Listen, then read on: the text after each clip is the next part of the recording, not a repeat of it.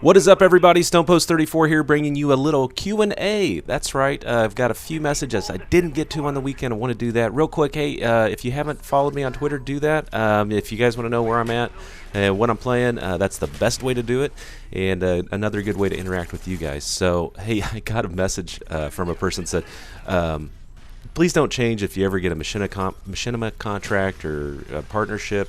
And, I replied, guys, I already have my own company, and I'm pretty successful at that, and I'm really having fun with this. This is kind of a hobby like my golfing, so I'm not going to change. I interact with you guys. I don't think I've changed one bit through this whole process. So anyway, and also on Xbox, I'm having problems with my mic. I've got to figure that out. So just to let you know, I'm going to try and get on there tonight, but I got to figure out the mic issue. So here we go. First Q&A. This is from Finders Creepers.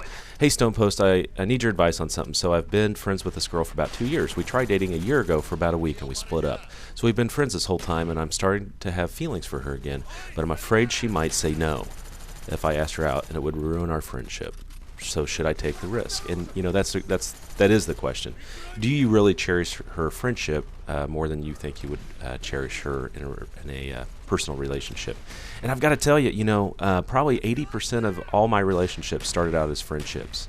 And the good news about when you start out as friends, you usually end as friends. And that's the way, in fact, all of my relationships, I'm still friends with pretty much every girl I ever dated. So, and if I'm not, it's just because I've lost track of them. But, yesterday I went to lunch with an ex-girlfriend.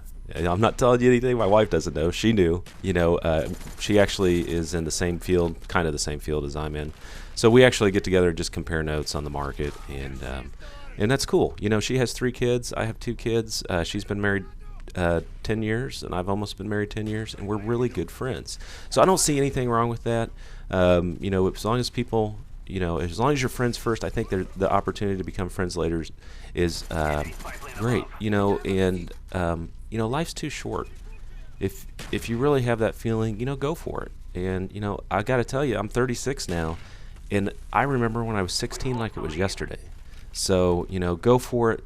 Any risk worth taking in life, is worth taking. So just do it and do it well. Anyway, hey, my next question comes from Moxie Sniper or Daniel. He said, there's a girl I like, and I don't know how to make good conversation with her, as I don't know what she likes. She is shy and isn't good at keeping conversation. What should I do to approach her without making her feel uncomfortable? And times have changed, guys. You have a lot of tools at your disposal.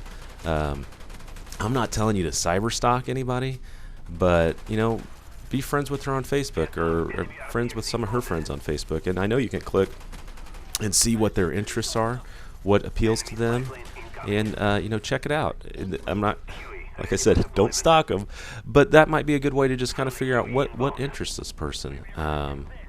This is before, because I didn't grow up with email until college. So, one thing that I would do, and I wouldn't call it necessarily a trick, but become friends with her friends.